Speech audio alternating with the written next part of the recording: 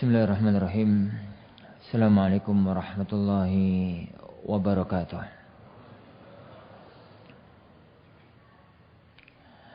Innal hamdalillah nahmaduhu wa nasta'inuhu wa nastaghfiruh wa na'udzu billahi min shururi anfusina wa min sayyiati a'malina.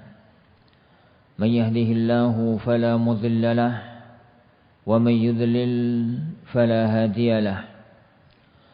أشهد أن لا إله إلا الله وحده لا شريك له وأشهد أن محمدا عبده ورسوله.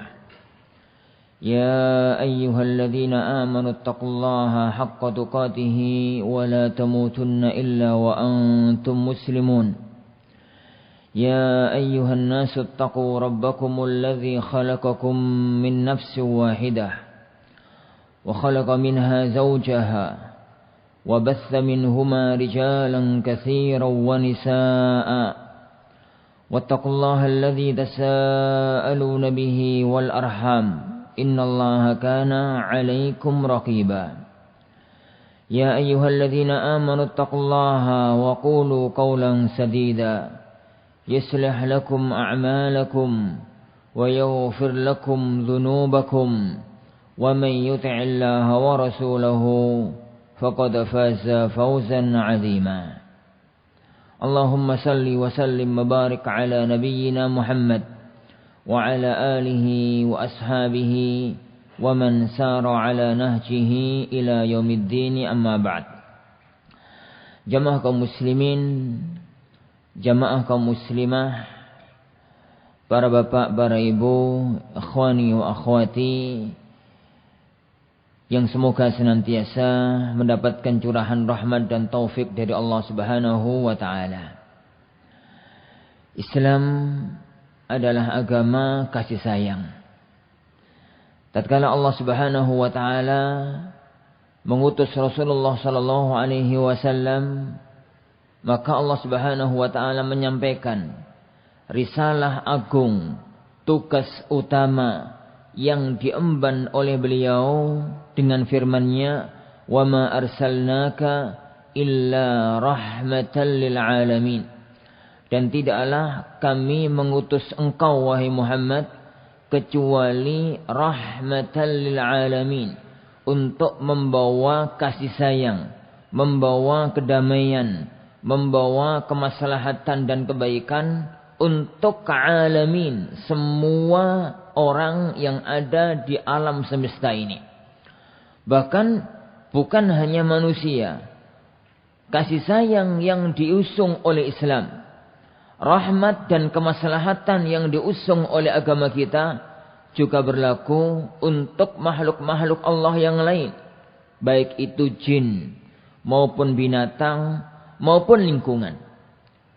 Lah, semakin dekat seseorang dengan kita, semakin dekat hubungan seseorang dengan kita, maka semakin nampak penekanan syariat pentingnya kita untuk berbuat baik kepada mereka.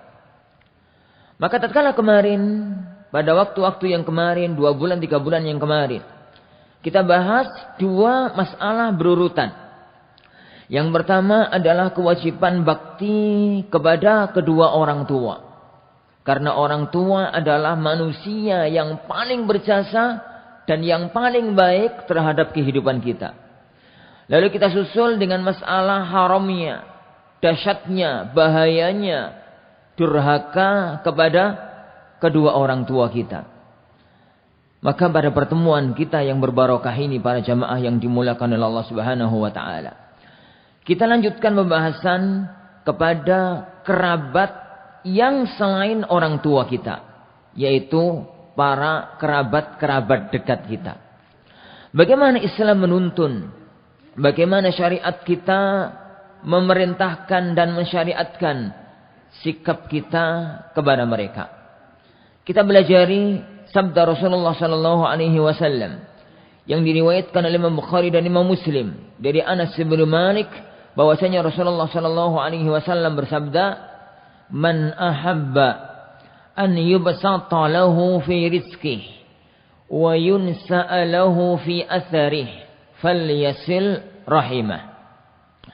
Kata beliau sallallahu alaihi wasallam, man ahabba, barang siapa yang pengin, barang siapa yang ingin, ayyubsata lahu fi rizqih, untuk dilonggarkan, dijembarne, diluaskan rizkinya. Wa yunsa' lahu fi atharih, dan dipanjangkan umurnya. Falyasil rahimahu, maka hendaknya dia itu menyambung hubungan silaturahim dengan kerabat-kerabatnya. Para jamaah yang dimuliakan Allah Subhanahu wa ta'ala. Hadis ini adalah sebuah hadis agung yang sangat perlu untuk kita fahami, untuk kita tadabburi, untuk kita renungkan, dan untuk kita amalkan dalam kehidupan kita sehari-hari. Perhatikanlah. Rasulullah sallallahu alaihi wasallam memulai sabda beliau dengan sabdanya, man ahabba an yubsata lahu fi rizqih. Barang siapa yang kepingin untuk dilapangkan rizkinya. Rizki itu enggak hanya uang loh Pak ya. Jadi kalau orang memahami rizki itu hanya uang, maka enggak heran kalau kemudian rizkinya itu sempit. Karena pemahaman tentang rizkinya itu sempit. Rizki itu segala sesuatu yang memberi maslahat untuk kehidupan kita dunia dan akhirat. Itu rizki. Maka keluarga yang baik itu rizki. Anak keturunan yang menyenangkan hati, penyejuk mata, itu rizki. Teman-teman di sekitar kita yang baik itu rizki. Kesehatan itu rizki. Posisi kita di tengah masyarakat itu juga rizki. Dan otomatis uang, duit, ekonomi itu juga rizki. Semua itu adalah rizki. Sesuatu yang dianugerahkan oleh Allah Subhanahu wa ta'ala kepada kita untuk kemaslahatan hidup kita dunia dan akhirat. Itu rizki. Lah, apa makna dari yubsata lahu fi rizqih? Dilonggarkan, dilapangkan, diluaskan rizkinya. Tergantung rizki itu apa? Yang dilapangkan tentang uang, ekonomi, beda dengan dilapangkan tentang keluarga. Beda dengan dilapangkan tentang kesehatan. Beda dilapangkan dengan kedudukan kita di tengah masyarakat kita. Kita kerucutkan dulu pada satu masalah. Yaitu tentang masalah ekonomi, keuangan, rizki kita. Karena biasanya orang itu kalau mikir nyebut rizki larinya duit, larinya duit. Wis ra apa-apa lah. Jadi kita bahas sekarang sesuai dengan pemahaman umum. Kalau bahas rizki sing ada di utek ini ya uang, ya uang. Apa makna yubsata lahu fi rizqi? Dilapangkan rizkinya, dilapangkan ekonominya, dilapangkan yakni keuangannya, dilapangkan yakni duitnya. Lapangnya ekonomi, lapangnya uang, lapangnya rizki para jamaah sekalian, itu ada dua kemungkinan. Kemungkinan yang pertama, memang secara fisik, secara zahir, secara nyata, uangnya, rizkinya, ekonominya diluaskan oleh Allah Subhanahu wa ta'ala. Jadi yang dulunya itu kemana-mana naik sepeda pancal, alhamdulillah sekarang Allah kasih sepeda motor. Yang dulu sepeda motornya itu sepeda motor tua gitu. Tua bukan unik loh ya. Tua antik itu mahal. Tapi tua benar-benar tua. Sekarang dimudahkan oleh Allah beli sepeda motor yang keren, yang baru, yang bagus. Kalau dulu hanya sepeda motoran, sekarang dimudahkan oleh Allah punya roda 4. Gitu ya. Punya roda 4 kalau dulu ya itu ala kadarnya dipakai kemana-mana gitu ya, sering macet. Nah, apalagi ini banjir teman-teman. Sekarang dimudahkan oleh Allah Subhanahu wa taala dengan mempunyai mobil yang bagus. Secara fisik memang rizkinya ditambah. Secara fisik memang ekonominya dilapangkan. Secara fisik memang kondisi perekonomiannya menjadi sangat membaik. Dan itu makna yang pertama dari yubsatalahu fi rizki. Rizkinya dilapangkan oleh Allah Subhanahu wa ta'ala. Lah, pemahaman yang pertama ini yang paling sering muncul ke permukaan. Berbagai macam teori ekonomi dikembangkan. Berbagai macam teori sosiologi dikembangkan agar orang itu ekonominya lancar, agar orang itu ekonominya mapan. Sampai diewangi ngelembur. Jadi pekerjaan aslinya ning kantor jam 7. Budal ning kantor itu bawa barang jualan misalnya. Saking kepingin nambah. Pulang dari kantor jam 4, jam 5, malam itu nge-grab misalkan. Kepingin ekonominya bertambah. Kepingin kondisi ekonomi keluarga itu meluas, membaik. Berbagai macam teori dibangun untuk itu. T. Yang kedua, makna dari yubsatalahu fi rizki itu adalah hartanya kelihatan enggak tambah, tapi diberkahi oleh Allah Subhanahu wa taala. Hartanya itu diberkahi oleh Allah Subhanahu wa taala. Apa itu berkah? Berkah itu kata para ulama kita al khairul katsiru al amimud daim. Kebaikan yang banyak, yang meluas, yang langgeng. Jadi harta yang dimilikinya secara fisik enggak bertambah. Harta yang dimilikinya secara nyata ya itu aja. Dari dulu ya omahe itu aja enggak pernah bertambah. Dari dulu ya kendaraan itu aja enggak pernah bertambah. Dari dulu ya gajine segitu-gitu aja enggak pernah bertambah. Yani pendapatannya tokone sawah ya segitu-gitu aja enggak pernah bertambah secara fisik. Tapi Allah turunkan keberkahan. Allah turunkan keberkahan itu kalau sedikit terasa cukup. Kalau dipikir dengan hitungan matematika, gak nutut. Dipikir dengan hitungan matematika, gak nyampe. Tapi entah, pokoknya cukup. Gaji ini misalkan UMR. UMR Lamongan pinten, Pak? 3, UMR Lamongan berapa? 3,2. 3,9. 3,9. Istrinya 1, anaknya 12. Anaknya 12. Istrinya 1, anaknya 12.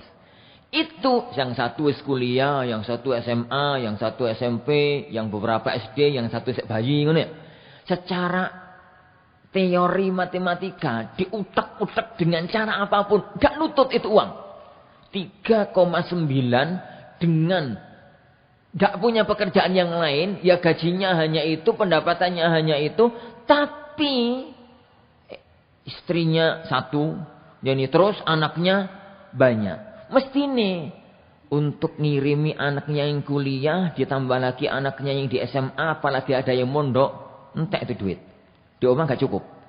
Tapi qadarullah, Allah menjadikan uang itu menjadi cukup, menjadi longgar. Di rumah pun terasanya itu yang enggak ngirit-ngirit banget. Urip yang normalnya hidup. Makan ya nasi, enggak telo, enggak gentilut gitu ya.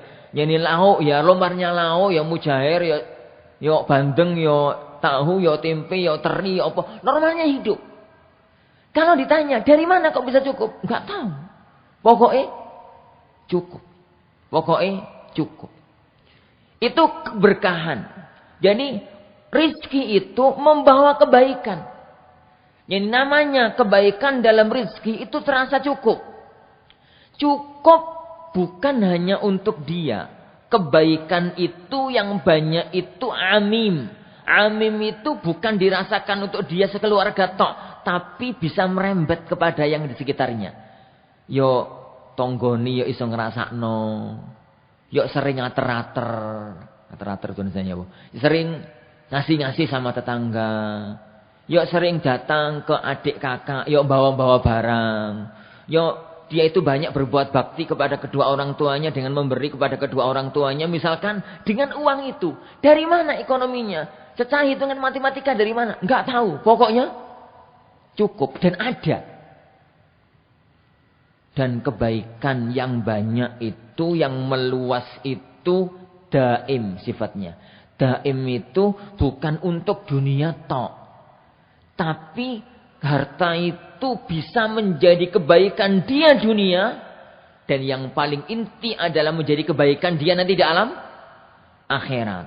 Kenapa toh Pak? Karena kok titik tekan kehidupan seorang muslim itu akhirat. Dunia ini dibandingkan dengan akhirat itu gak ada bandingannya. Kalau dipikir-pikir sebagian para ulama itu menggambarkan mirip-mirip bandingan antara alam rahim sama alam dunia. Bandingkan antara alam dunia dengan alam barzah. Alam kubur maksudnya. Itu mirip-mirip bandingan antara alam rahim sama alam dunia. Coba jenengan bandingkan. Kan kita sudah pernah mengalami dua-duanya. Pernah dulu di alam rahim. Pernah sekarang di alam dunia. Tapi kita kan belum pernah membayangkan dan menggambarkan kehidupan di alam barzah. Durung tahu rono. Kan belum pernah tuh ada jenengan pergi ke sana rekreasi balik lagi, ini belum ada. Yang ada itu sudah pernah di alam rahim, sudah pernah di alam dunia. Coba jenengan eling-eling dulu pada waktu di alam rahim. Ya orang ono sing eling, aku dhewe ora eling. Tapi kan kita bisa melihat anak-anak kita yang ada di alam rahim. Masya Allah, alamnya sempit segitu. Sudah dalam perutnya sempit, apalagi kalau ibunya kurus, ini kecil ngono. Wis gitu, di dalam perut itu ada apa? Rahim, di dalam rahim itu ada ketuban. Loh, kita itu di dalam ketuban itu cawili, nggak kemana-mana, bisa ya muser itu toh, muter kadang-kadang kepalanya di atas, kadang-kadang kepalanya di bawah, jadi kadang-kadang ini, kadang-kadang muter itu, nggak kemana-mana. Wis nguni keruasan 9 bulan, ini 10 hari, nggak pernah berontak, nggak pernah demo. Terus makanannya cuma satu, nggak pernah ganti. Oh Pak, makanannya jenengan dulu Pak pada waktu masih di alam rahim. Jenengan dulu pada waktu alam rahim lo suguhane napa? Ya suguhane kan dali pusar itu. Itu kan asal usulnya darah haid. Darah yang seharusnya setiap bulan itu keluar menjadi haid. Nih rahim, nih hamil kan nggak jadi haid. Itu yang jadi asumsi, yang jadi asupan, yang jadi konsumsi. Kita dulu pada waktu metu. Pada waktu kita di alam rahim. Taib. Kita medal. Keluar dari alam rahim menuju alam dunia. Masya Allah. Alamnya luas. Ya ono Lamongan. Ya ono Gresik. Ya ono Surabaya. Ya ono ini. Ya ono itu. Suguhane. Ya ono tape. Ya ono lemper. Ya ono sego. Ya ono sate. Macem-macem. Kita di alam dunia ini jauh lebih luas dibandingkan dengan tatkala kita di alam rahim. Lah, bandingan kalau kita nanti sudah keluar dari alam dunia ini menuju alam barzah. Menuju yakni alam barzah. Alam barzah itu jauh lebih luas, jauh lebih nikmat, jauh lebih menyenangkan. Nek api ahlake amale. Kan dalam hadis riwayat Imam Tirmidzi Rasulullah SAW itu menggambarkan kalau ada seorang mukmin yang meninggal dunia, kemudian dia masuk ke alam rahim, masuk ke alam kubur, masuk ke alam barzah, bisa menghadapi pertanyaan malaikat, Marabbuk madinuk wa nabiyyuk, siapa Tuhanmu, apa agamamu, dan siapa orang yang diutus? Yani kepada dirimu, jawab dengan lancar. Yani Tuhanku adalah Allah, agamaku Islam, orang yang diutus kepadaku adalah Muhammad SAW. Saya beriman kepadanya dan saya mentaati perintahnya. Apa kata Rasulullah sallallahu alaihi wasallam? Yubsatalahu fi qabrihi maddal basar. Kuburannya itu diluaskan jadi rumah yang luas seujung pandangan mata. Omae to. Luas, lek jenengan mandang laut paling ujung. Nah, seujung pandangan mata jenengan itu kubur sakmono. Terus gitu dikasih permadani surga. Yo empuk gitu ya iki sempui, tapi kalah. Sama permadani surga. Terus gitu dibukakan.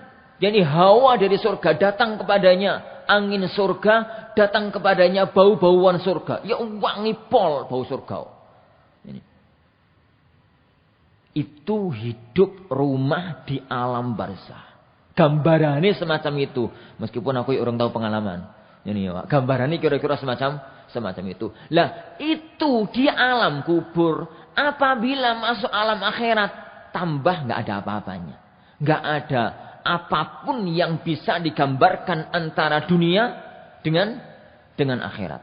Beberapa waktu yang kemarin sudah kita gambarkan tentang penduduk surga yang paling kecil, nikmatnya di alam surga. Makanya yang kita pikir tatkala membahas tentang konsep rizki tadi adalah bagaimana rizki itu barokah.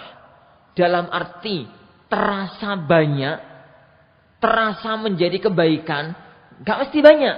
Bisa jadi ekonominya pas-pasan secara teori ekonomi. Tapi yang sedikit itu membawa kebaikan, terasa cukup, terasa nyaman, terasa enak menjalani kehidupan. Terus bukan untuk dirinya saja, tapi untuk dirinya dan semua orang yang ada di sekitarnya. Bukan untuk itu saja, sifatnya itu daim. Daim itu untuk dunia, untuk barzah, untuk akhirat nanti.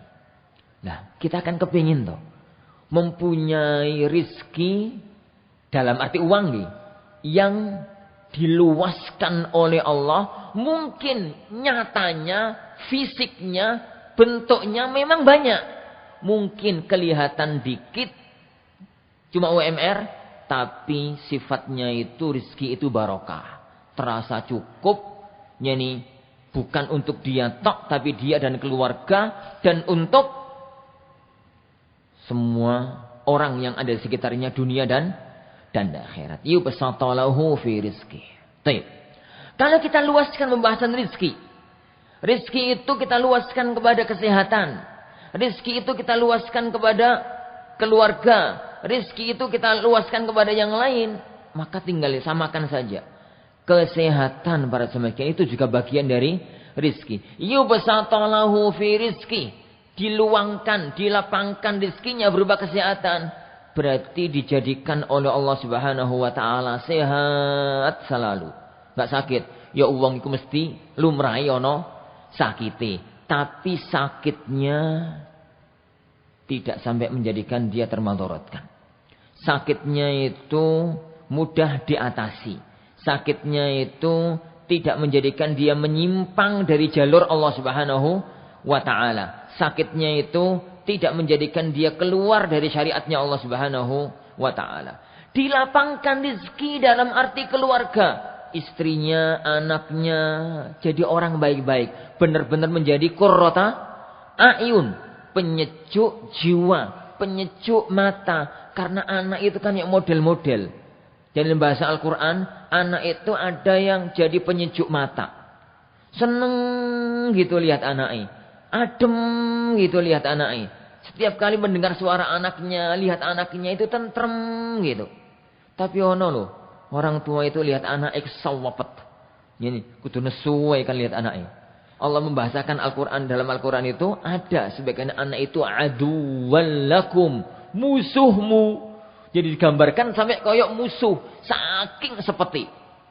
Ini diperintahkan bantah, dilarang lawan. Ini dan macam-macamnya.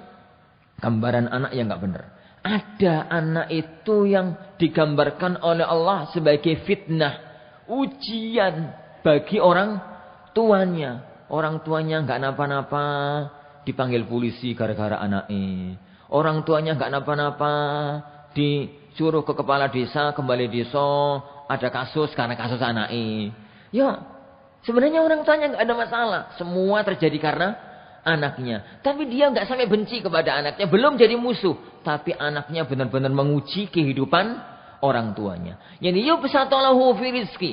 Dilapangkan rizkinya. Dalam arti kalau rizki itu kita pahami adalah keluarga. anaknya nyenengne, menyejukkan mata, istrinya menenteramkan, suaminya menenteramkan dalam kehidupan dia, yang itu tergambarkan dalam slogan kehidupan keluarga muslim, baiti jannati, omahku itu keluargaku. Jadi masuk rumah itu nyaman, jadi di luar rumah seperlunya, ada keperluan, begitu selesai kan kepingin balik ini surga, balik ke rumahnya lagi nyaman. Jangan sampai sebagian orang di rumahnya itu koyok gak kerasan gitu. Ake tikuse, ake tinggine, ake opo. Senengane di gerdu.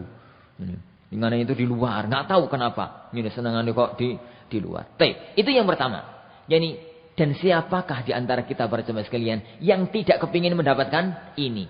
Man ahabba an yubsata lahu fi rizki. Barang siapa yang kepingin untuk rizkinya itu dilapangkan, diluaskan. Yang kedua, kata beliau sallallahu alaihi wasallam, wa yunsa lahu fi athari, umure dipanjangno, umurnya dipanjangkan. Apa Ustaz arti ini umur dipanjangkan? Ya sama dengan tadi, ada dua kemungkinan makna. Kemungkinan makna yang pertama, umure memang dikasih bonus oleh Allah, ditambahi. Jadi, ya kan Allah itu berbuat apapun yang Allah kehendaki. Misalnya, dulu ditetapkan oleh Allah pada waktu kita di hari ke-120 di alam rahim ibunda kita masing-masing. Apa yang terjadi pada hari ke-120, Pak? Apa yang terjadi pada hari ke-120? Ketetapan takdir kita selama hidup. Jadi di hari ke-120 Allah itu memerintahkan malaikat untuk datang ke diri kita tatkala kita masih dalam alam rahim, untuk ditiupkan ruh, sehingga yang kita itu di dalam alam rahim itu masih jadi fisik, belum ada ruhnya. Di hari ke-120 itu wis ketambahan ruh, berarti wis dadi wong. Dan orang itu disebut orang kalau tergabung antara dua unsur, jasad sama roh. Lah nek ono jasad enggak ada roh, itu ya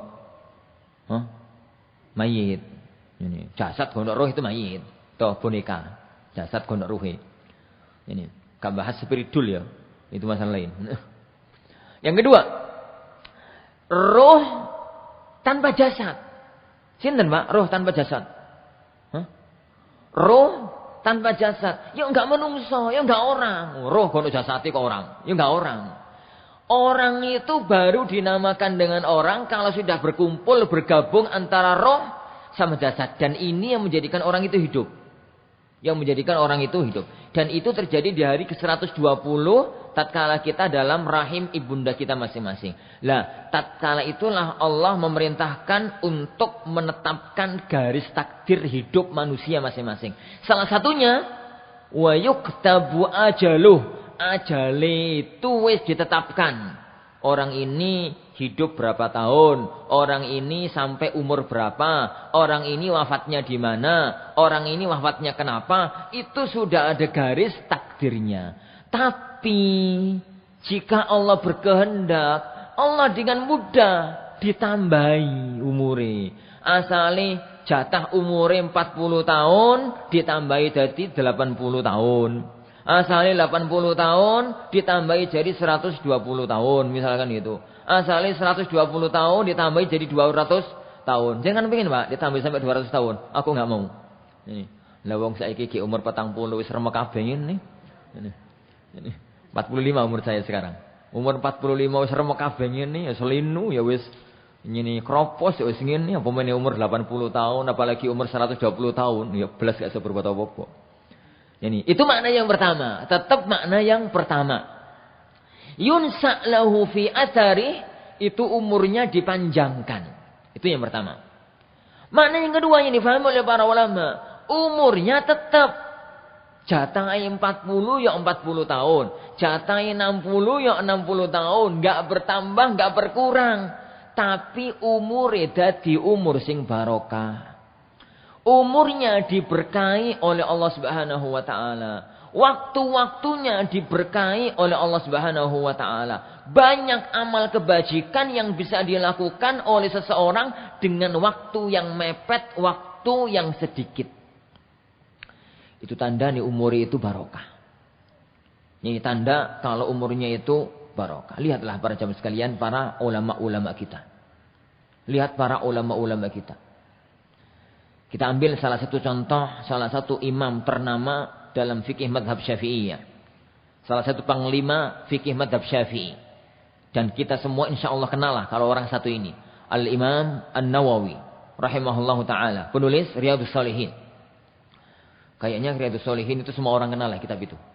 Yani karena kitab itu lintas negara, lintas organisasi, lintas pesantren, lintas partai, lintas golongan. Nggak peduli partainya apa, nggak peduli golongannya apa, nggak peduli benderanya apa, nggak peduli pesantrennya di mana. Kayaknya semua belajar kitab Riyadhus Shalihin. Tulisan Al-Imam An-Nawawi rahimahullah ta'ala. Imam Nawawi ini Pak, itu wafat durung sempat nikah. Jadi saya jomblo. Ini saya bujang. Wafatnya itu belum sempat nikah. Belum tua. Umurnya itu nggak mencapai 60 tahun. Seingat anak kisaran 50 tahun. Kurang dikit, lebih dikit. Nggak terlalu tua. Untuk ukuran orang nggak terlalu tua. Tapi subhanallah. Karya-karya tulis beliau.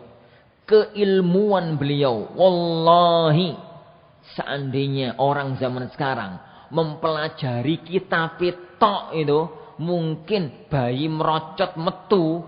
Sampai wafat itu bisa murah. Saking agungnya ilmu beliau. Al-Imam Ibnu Taimiyah rahimahullah ta'ala misalkan. Suatu hari beliau itu di masjid begini ngajar. Datanglah seorang hakim, seorang qadhi, seorang alim dari negeri Tadmur. Tadmur itu di kawasan Irak. Ibnu Taimiyah itu tinggal di Damaskus, Suriah. Dari negeri Irak jalan jauh gitu. Selesai pengajian didatangilah oleh beliau. Ya Imam, saya datang dari negeri Tadmur Irak.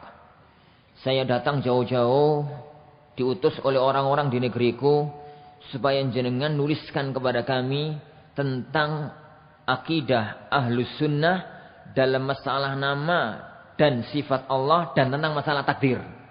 Bagaimana sebenarnya konsep Islam Ahlus Sunnah tentang apa? Nama dan sifat Allah dan tentang takdir. Kata Ibnu Taimiyah, sebentar Pak ini, sebentar. Yani jenengan tunggu. Beliau ngambil pulpen, ngambil kertas. Ditulis teret. Ya enggak pakai buka buku, ya enggak pakai buka opo, nulis hafal. Teret itu dibuka. Beliau belum berdiri dari tempatnya, kitab itu sudah selesai. Diserahkan. Monggo Pak, silahkan kitab saya ini jenengan bawa ke negeri jenengan. Itu yang dikenal dengan Al-Aqidah At-Tadmuriyah, Ar-Risalah Tadmuriyah. Risalah Tadmuriyah itu, jadi kalau di beberapa fakultas itu dipelajari setahun gak khatam. Ibnu Taimiyah menulisnya gak sampai sak jam. Kok iso? Ya, keberkahan waktu. Keberkahan waktu. Al-Imam Ibnu Aqil Al-Hambali, seorang imam besar dalam fikih mazhab Hambali, Ibnu Aqil, itu mempunyai kitab hasil waktu nganggur. Hasil waktu nganggur itu piye? Ya, bar sarapan, ngoten nggih. Yani jadwal ngajar sejak jam 7, sekarang sejak jam 6, timbang nganggur oret-oret. Ngono ya gak game-gamean. Jenengan saiki kan game-gamean. Ini oret-oret, ngono, dolinan HP. Oret-oret apapun yang terbetik dalam pikirannya. Kepikiran hadis, ditulis hadis. Kepikiran tafsir, ditulis tafsir. Kepikiran bahasa Arab, ditulis bahasa Arab. Kepikiran sosial ekonomi, nulis sosial ekonomi. Ngerti ya? Kertas demi kertas itu ditumpuk. Sing hadis ditumpuk di kini, sing fikih ditumpuk di sini, di sini. Itu kemudian di ujung hayat beliau, tumpukan-tumpukan kertas hasil nganggur tadi itu. Sadurunge kerja, sadurunge ngajar, sebelum ini, sebelum itu tatkala dijilid menjadi 800 jilid. 800 jilid. 800 jilid. Gitu ya. Karena kitab gak tentu arah. Kan macam-macam. Tergantung hasil pikiran. Kitab gak tentu arah. Oleh beliau dikasih judul Kitabul Funun. Kitab berbagai disiplin ilmu. Yo isinya macam-macam. Kitab gado-gado gitulah. Isinya macam-macam. Kok bisa? Itulah keberkahan umur. Makanya Rasulullah SAW mengatakan, wa yunsa'lahu fi ajali. Umurnya itu diberkahi oleh Allah Subhanahu wa taala. Itu makna yang kedua. Jadi umurnya tetap 60, umurnya tetap 40, tapi dengan umur 40 itu dia mampu mengamalkan yang itu butuh 60 tahun untuk mengerjakannya, tapi bisa diselesaikan dengan waktu 40 tahun. Waktunya cuma sepekan, tapi dengan waktu sepekan itu dia mampu melakukan pekerjaan yang mungkin orang lain butuh waktu sebulan untuk mengerjakan pekerjaan tersebut. Itu artinya yang kedua dari yunsa'lahu fi athari. Yang ketiga, makna yunsa'lahu fi athari, dipanjangkan umurnya, itu adalah orang itu meskipun sudah meninggal dunia, tapi kelihatannya masih tetap hidup di tengah-tengah manusia. Siapa dia? Orang-orang baik. Kebaikannya tetap dikenang. Namanya tetap disebut-sebut. Yani kebaikannya tetap disebut-sebut. Lihat. Orang-orang baik negeri kita. Kiai Haji Ahmad Dahlan. Kiai Haji Hadratus Syekh Hashim Asy'ari. Yani Ahmad Hasan dari Persis. Buya Hamka. Yani orang-orang itu sudah lama meninggalkan kita. Sudah lama meninggalkan kita. Tapi sosok dan nama Fadilatus Syekh Kiai Haji Ahmad Dahlan tidak pernah lekang di telan zaman. Sampai sekarang ini. Nama Hadratus Syekh Hashim Asy'ari gak pernah lekang di telan zaman sampai sekarang. Nama Buya Hamka gak pernah hilang sampai sekarang. Nama Pangeran Diponegoro, Tuanku Imam Bonjol, dan nama orang-orang mulia, itu mereka sudah lama meninggalkan kita, tapi selalu disebut-sebut seakan-akan beliaunya masih ada. Padahal ada loh sebagian orang wong isih urip tapi kaya wis mati. Ini ra ono nyebut. Ra ono nyebut. Plus enggak ada satupun orang yang mengenang dia. Yang paling buruk adalah orangnya wis mati, keburukannya isih urip. Siapa itu? Ya, pengusung-pengusung kejelekan. Orangnya sudah meninggal dunia, tapi keburukannya tetap ada di tengah-tengah kita. Yani ben ana wong judi di kampung ini, eling wong iku. Wah, iki mbiyen warisane wong iku. Padahal wong wis mati. Orang yang sudah meninggal dunia. Itu makna yang ketiga. Lihatlah ya akhwan, nama Abu Bakar As-Siddiq radhiyallahu an. Umar bin Khattab. Abu Bakar itu meninggal dunia tahun 13 Hijriah. Sekarang tahun 1443. Berarti sudah 1430 tahun yang lalu beliau meninggal dunia. Tapi sekarang nama beliau tetap hidup sampai detik ini. Sampai detik ini. Dan para ulama-ulama kita. Dan itu makna yang ketiga. Makna yang ketiga. Tentang yunsa'lahu fi athari. Apa kita enggak kepingin? Bahwasanya kita itu meninggal dunia, pahala kita itu tetap berlangsung karena kita masih hidup, karena amal kebaikan kita. Saat repot saat dadi wong sing koyo ngono repot, enggak mesti. Enggak mesti repot. Mungkin jadi orang-orang terkenal, orang-orang semacam itu repot. Tapi ada banyak orang itu kebaikannya tetap mengalir. Dia sudah di alam kubur lama tetap mengalir. Padahal kita enggak pernah mengenang dia, tapi pahalanya enggak pernah mati. Contohnya sinten, Bang? Contohnya sinten? Ibunya Imam Syafi'i. Contoh aja. Ibuke Imam Syafi'i rahimahullah. Jenengan kan mboten kenal toh. Wong kula mboten kenal kok. Ibunya Imam Syafi'i. Imam Syafi'i itu sejak kecil yatim. Jadi hidup berdua sama ibundanya. Yang nyemangati Syafi'i kecil untuk belajar itu ibundanya. Yang membawa beliau dari Gaza, kan lahirnya di Gaza, Palestina, ke Mekah untuk belajar dengan para ulama-ulama Mekah, itu ibunya. Sampai sekarang ini, siapapun yang mempelajari fikih, siapapun yang belajar usul fikih, siapapun yang belajar ilmunya Syafi'i, ibunya mendapatkan bagian pahalanya. Padahal yuk, gak ada orang kenal. Jadi gak mesti. Umur panjang itu gak mesti jadi orang terkenal. Jadi pahalanya tetap mengalir itu gak mesti jadi orang terkenal. Bisa jadi dia itu tertutup namanya. Bisa jadi dia itu adalah orang yang tidak pernah disebut-sebut namanya. Tapi pahalanya seakan-akan dia tetap hidup. Karena kebaikan itu gak mesti dikenal. Kadang-kadang ada orang baik. Ada orang dikenal luas, masyhur, tenar. Di alam para malaikat. Tapi di dunia gak ada satupun orang yang mengenalnya. Sinten Pak contohnya yang paling gampang? Uwais Al-Qarni. Ini Uwais Qarni. Uwais Al-Qarni. Pada waktu Rasulullah SAW bicara kepada para sahabatnya. Sayatikum rokbun yamani. Suatu ketika nanti akan datang kepada kalian rombongan dari negeri Yaman. Suatu ketika. Sampai saat itu belum ada rombongan dari negeri Yaman. Suatu ketika nanti akan datang rombongan dari negeri Yaman. Kalau datang rombongan dari negeri Yaman, tanyakan orang namanya Uwais. Dari Bani Qarn. Dia itu punya ibu begini. Maka kalau bisa, mintalah kepada dia untuk mohon kepada Allah supaya Allah mengampuni dirimu. Rasulullah meninggal dunia, rombongan dari Yaman belum datang.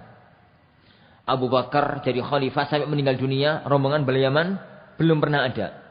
Umar menjadi khalifah, di tengah-tengah Umar menjadi khalifah, datanglah rombongan dari negeri Yaman. Begitu rombongan dari mana kalian? Dari negeri Yaman. Oh, ada di antara kalian yang namanya Uwais. Ini orangnya toleh. Nggak ada ya mu'minin. Cari, mesti ada. Ya karena Rasulullah nggak mungkin salah toh. Mesti ada. Cari. Ternyata Uwais itu pembantu rombongan itu yang untuk ngurusi kuda. Lah biasanya orang-orang semacam itu kan rapat diperhatikan. Yuk datangnya gak ada absen, gak datang pun gak ada absen. Ya orang rapat digubris. Ini didatangkan, kemudian ditanya, "Kamu Uwais?" "Iya." "Dari Bani Qarn?" "Iya." "Kamu punya ibu yang sifatnya begini-begini?" "Iya." "Kamu punya begini-begini?" "Iya." "Ya semua Rasulullah yang ngomong." Iya gitu. Jadi kemudian beliau dikatakan mintalah kepada Allah supaya Allah mengampuni diriku. Uwais bingung. "Ya Amirul Mukminin, loh jenengan sinten kula sinten? Jenengan itu siapa? Lah saya ini siapa? Kok saya yang akan mintakan kepada Allah supaya Allah mengampuni? Jenengan gak kualik toh?" Maka beliau mengatakan tidak. Rasulullah SAW kemudian ngomong begini semacam itu. Jadi orang yang baik yang umurnya dikenang selama-lamanya tidak mesti menjadi yang semacam itu, kebaikannya itu mengalir. Apabila ada orang para jemaah sekalian menginginkan dua kebaikan ini. Apa tadi yang pertama? Yubsatalahu fi rizki. Jadi rizkinya itu dijembarne oleh Allah, diluaskan oleh Allah Subhanahu wa taala. Itu yang pertama. Dengan dua makna yang tadi. Yang kedua, yunsa'lahu fi rizki. Rizkinya itu yunsa'lahu fi athari.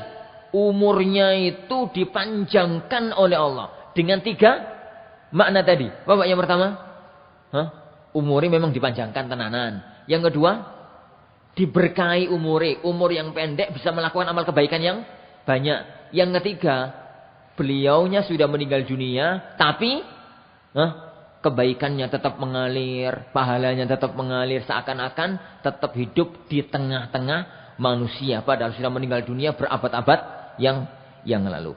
Apabila kita menginginkan ini, dan siapa sih orang muslim yang tidak menginginkan ini? Rumusnya gampang, Pak. Rasulullah ngasih rumus gampang. Apa tadi?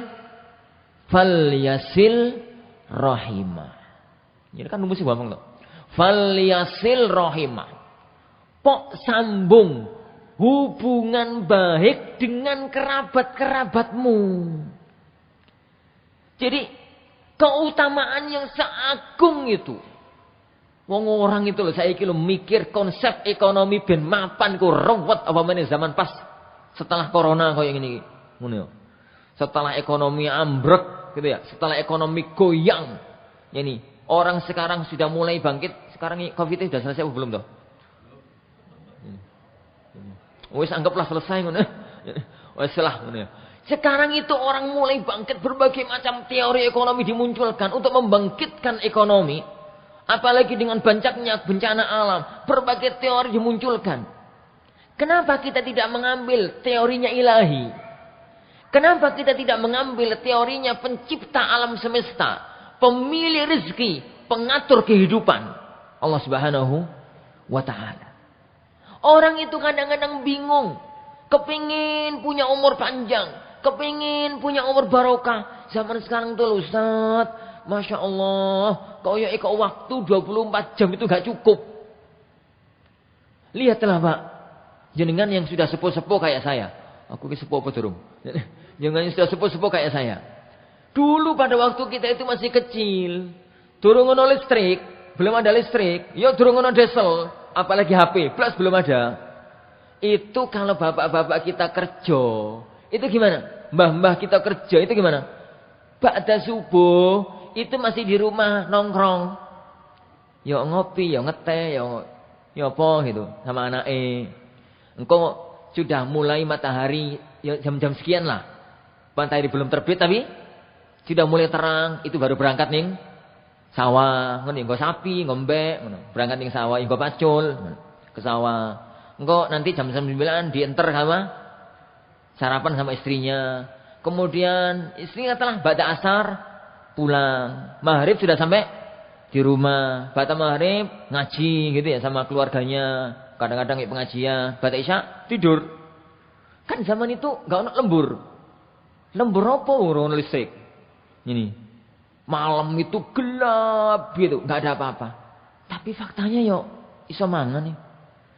Faktanya yo punya rumah, yo punya sawah, yo punya sapi banyak, yo iso kaji. Padahal sekatik itu.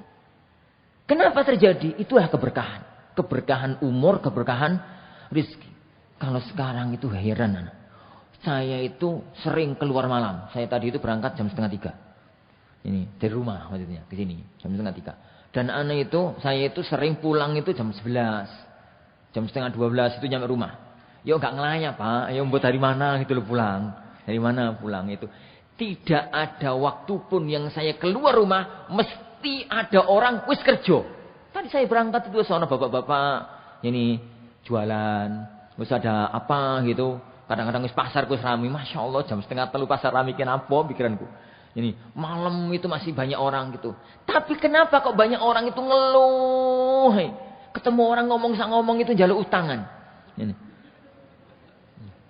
Ketemu orang itu ngomong itu mengeluhkan kondisi dirinya, kondisi anake, jor-joran ngeluh. Sampeyan mending mah timbang aku, ngono. Sampeyan mending Bu timbang aku. Kenapa terjadi?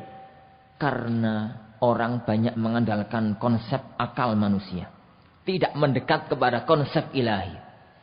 Hadis ini jelas dalam kehidupan kita. Barang siapa yang kepingin untuk diluaskan rizkinya, diberkahi, dipanjangkan umurnya, rumusnya gampang. Falyasil rahimah. Sambunglah hubungan kekerabatanmu. Baik. Kita masih ada waktu 10 menit.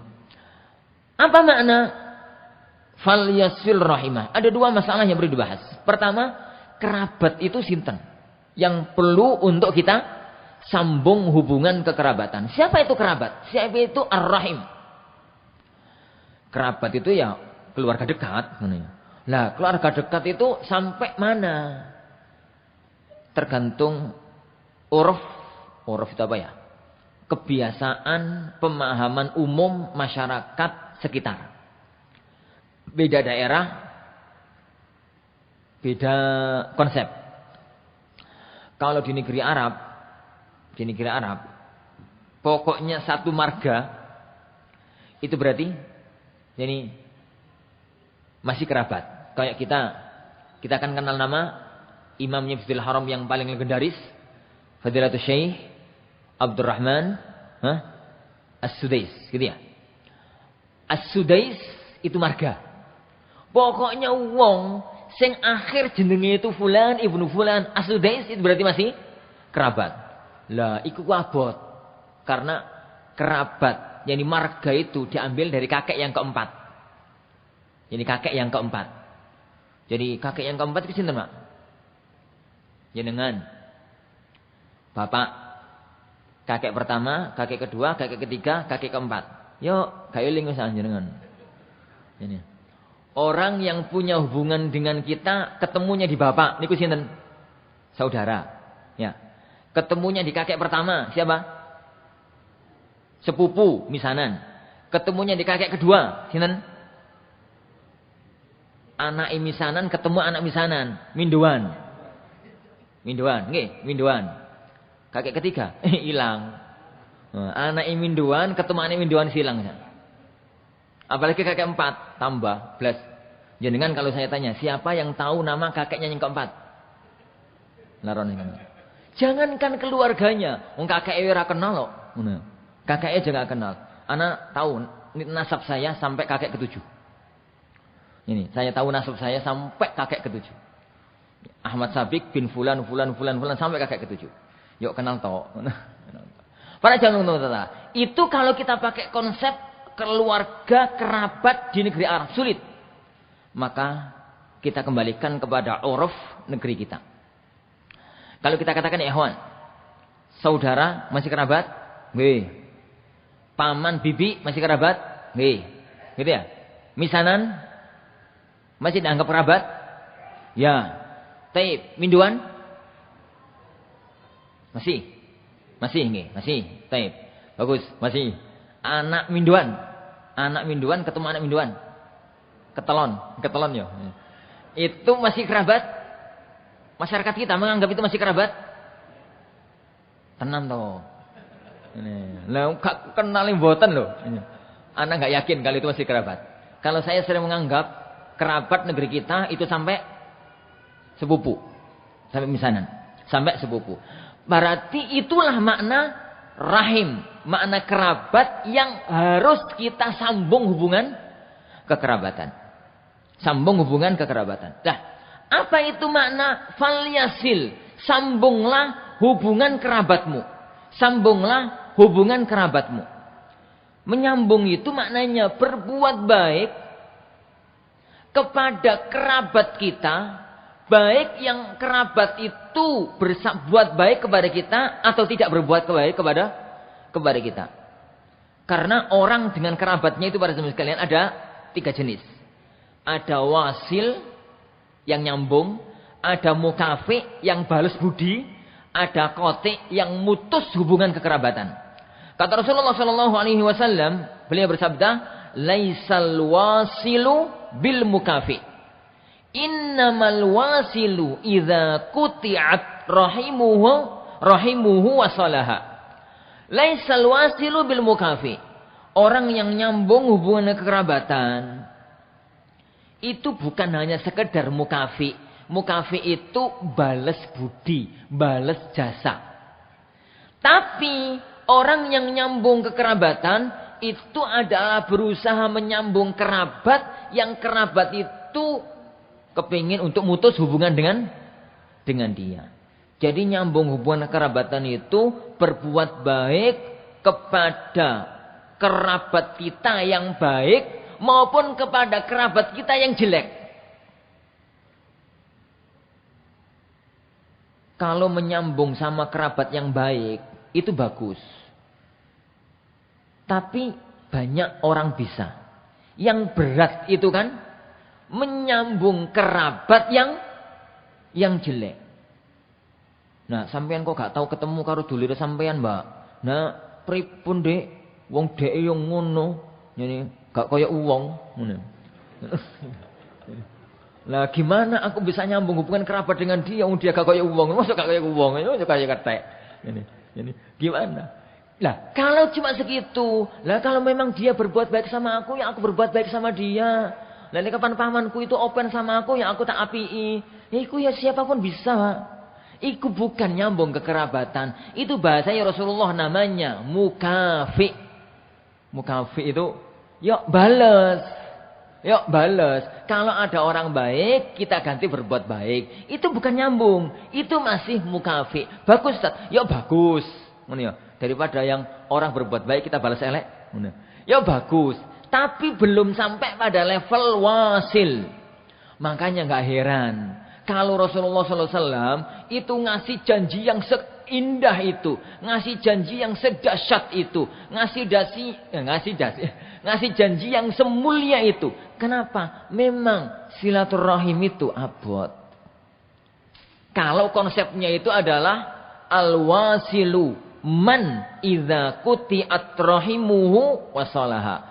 Wasil itu berbuat baik kepada orang yang berbuat baik kepada dia dari kerabatnya, dan berbuat baik kepada orang yang berbuat jelek kepada dia dari kalangan kerabatnya. Ya meskipun pamane, ponaane, misanane berbuat jelek sama dia, ya sudahlah, kita tetap berbuat baik sama dia. Lah, bagaimana caranya orang itu bisa melakukan itu? Kalau dia itu memahami setiap perbuatan kita itu sedang muamalah dengan Allah. Fahami konsep ini para sekalian. Agar kita itu hidup di tengah masyarakat itu ayem. Fahami satu konsep. Masukkan dalam pikiran kita. Masukkan dalam mindset kita. Masukkan dalam cara berpikir kita. Bahwasanya tatkala kita bermuamalah. Tatkala kita berbuat apapun perbuatan kita. Sebenarnya kita itu sedang bermuamalah. Interaksinya bukan dengan makhluk. Tapi dengan Allah Subhanahu wa ta'ala. Allah yang akan balas. Bukan dia yang balas. Dan itu sering berulang-ulang disebutkan oleh Allah, disebutkan oleh Rasulullah SAW dalam banyak hadisnya. Perhatikan coba, singkat-singkat aja. Tatkala Rasulullah bicara, yani wallahu fi aunil abdi ma kana al abdu fi auni akhi. Allah itu nolong hamba, nek hamba itu nolong saudaranya. Rasulullah kan ngomong, orang yang nolong saudaranya, maka nanti saudaranya itu akan nolong dia. Gak gitu toh konsepnya syariat. Kalau orang itu nolong saudaranya, Allah yang akan menolong dia. Orang itu gak bantu, rapopo Allah yang akan nolong kok. Ini. Rasulullah SAW mengatakan, man satara musliman satarahullah.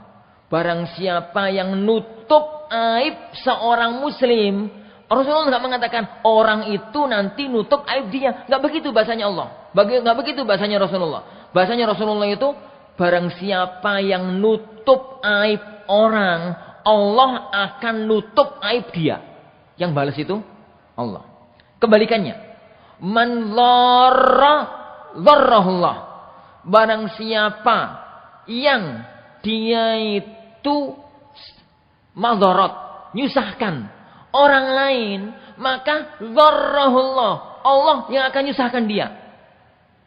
Jadi bukan orang itu akan balas nyusahkan, enggak. Bisa jadi loh orangnya pejabat, kaya raya, penguasa, terus memadharatkan, dolimi orang miskin, papa gak duwe apa-apa. Balas orang miskin itu plus, ya kayak gajah nginjek semut ngono lho, plus gak bisa balas. Tapi sadari, semut itu punya Tuhan. Orang miskin itu punya Allah. Allah yang akan balas. Dharrahullah. Allah yang akan balas. Dan hadis semacam itu kalau kita luaskan banyak sekali. Intinya, kalau kita berbuat baik, Allah yang berbuat baik. Kalau kita berbuat jelek, Allah yang akan membalas kejelekan kita. Dengan cara berpikir ini, maka konsep hidup itu nyaman. Gak katik mikir, nek sampean api ya aku api. Nek sampean elek napa ngawiti api. Cara berpikir itu cara berpikir pasar. Bukan cara berpikir orang yang dibangun di atas syariat. Makanya para jamaah Allah Ta'ala, kalau kepingin kita itu mendapatkan pahala besar dari Allah Subhanahu wa Ta'ala. Yang kedua, mendapatkan maslahat-maslahat agung dunia dengan diluaskan rezekinya, dengan dipanjangkan umurnya, diberkahi hidupnya, maka fal yasil rahimah, dengan apa yang kita miliki. Nek duit-duit, yuk sambung kerabatan sama uangnya. Nek gak punya duit, yuk minimalin ngomong yang bagus, sowan, ziarah. Jauh Ustaz, yuk WA-an, yuk telepon miskolan atau apa kok miskolan, video callan atau apa. Zaman sekarang Allah mudahkan orang itu untuk menyambung hubungan kekerabatan. Mudah-mudahan Allah Subhanahu wa taala menjadikan kita termasuk di antara hamba-hamba Allah jadi yang mampu untuk senantiasa berbuat kebaikan dan menebarkan kebaikan dimanapun kita berada. Kita akhiri majelis kita. Subhanakallahumma bihamdik, asyhadu an la ilaha illa anta, astaghfiruka wa atubu ilaik. Wa sallallahu wa sallam wa baraka ala nabiyina Muhammad. Assalamualaikum warahmatullahi wabarakatuh.